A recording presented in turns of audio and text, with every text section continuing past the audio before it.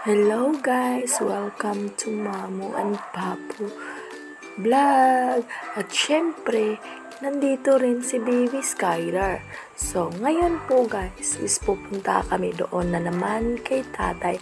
Kasi, nag-video call kami kanina. Sabi niya sa amin na Tilab. Sabi niya, kasi napunta si Tito sa Tilab. Dito siya natutulog.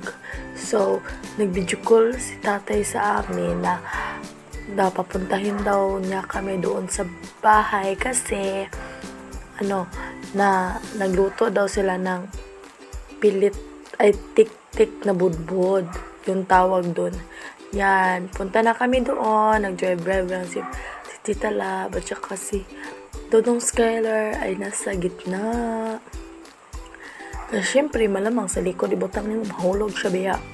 So, yan, nag-drive si Tita Lab kasi hindi naman ako marunong mag-drive ng motor baya. Si Tita Lab, marunong mag-drive ng motor kahit danlog. Marunong talaga siya. Yan. Wala kayo silingan silang tatay, kakahuyan. So, pasensya pala kayo sa aking voice over ngayon kasi merong mga tahol-tahol na mga aso sa kapitbahay namin. So, yan. Yan, nakarating na kami sa bahay. So, tinikman ko na agad. Walang patumpik-tumpik. So, tinikman ko na kung masarap pa talaga yung tik-tik na budbod. Alam niyo ba guys, namimiss ko yan kasi ang sarap talaga mag-tik-tik na budbod. Yan. Yan yung niloloto nila Mami Federica at saka tatay Dondon. Tsaka, nagchika-chika lang kami doon, anong nangyari kagabi. At saka si Dodong, nagsipatok, ayos. Alam niyo ba guys, kapag nandito si Tita Lab, na dito matutulog sa bahay namin, hindi siya mapakali kapag hindi niya katabi yung tita niya. Ayaw niya akong katabi guys, kundi yung tita lang niya ang katabi. Gusto niyang katabi. So yan. Chika lang kami habang kumakain.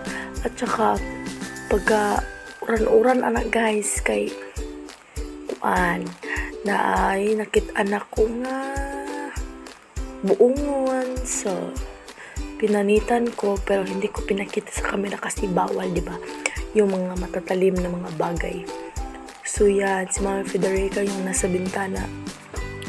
Yan pala yung ate ko. Sabi ng iba guys, parehas daw kami ng mukha, pero tingin ko naman hindi. Kasi mataba ako, tapos ate ko is, niwang. Naging mataba lang ako guys kasi naminyo na ako guys, pero yung ate ko, pero katulad ako sa kanya dati, niwang ko guys, kay wala pa bang ko naminyo to. So karon, yes, naminyo naman ko. So, that's why mataba na ako, guys, no? So, yan. Balik na naman to sa chika-chika. Kung anong kinichika namin na nagpabili kasi si Mami Federica niya ng, care, basta sa buhok. Yan, nakita ko na yung buongon. Tsaka, pinanitan ko muna sa gilid, guys. Kasi, ayaw ko ipakita sa inyo kasi matatalim yung bagay. Kaya, bawal na, Facebook or either YouTube. So, yan. Yan, si Tita Lab ko, Yan, kinausap niya ako. Mga daw wala daw ako gipakita dito sa kamera. Kung ikaw na magparit na, kaya tagaas makaguko.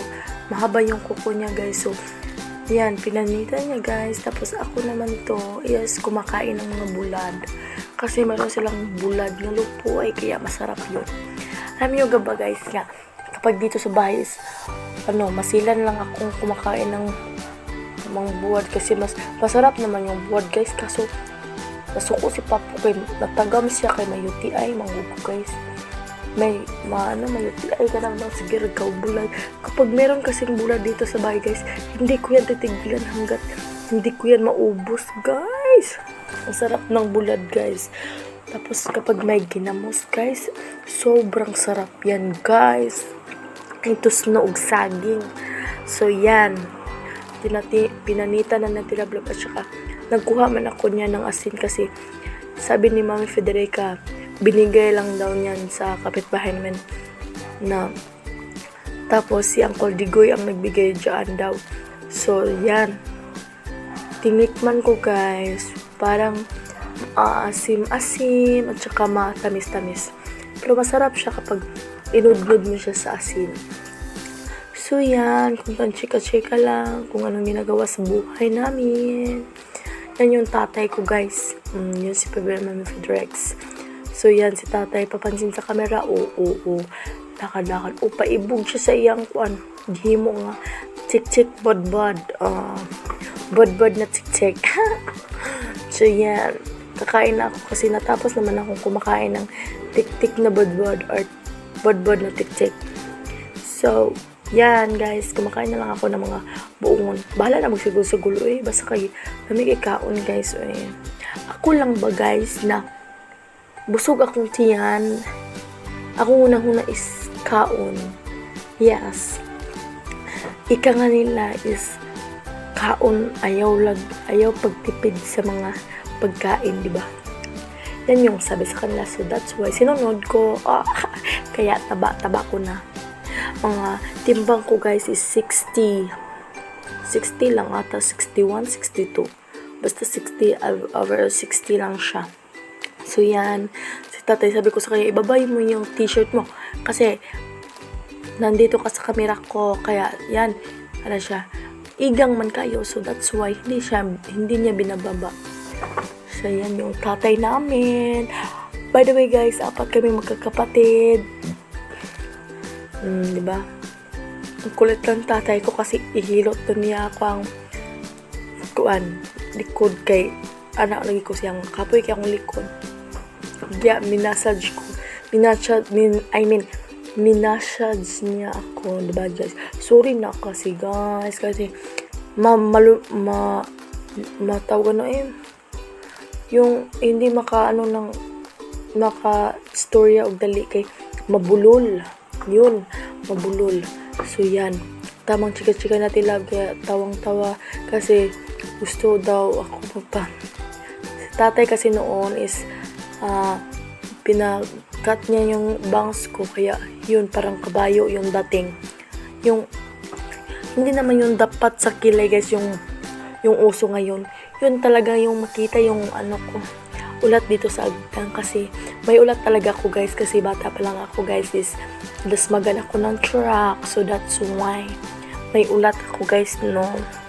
So yan, sa Pidareka, gunting na mga mga nilalagay sa buhok niya.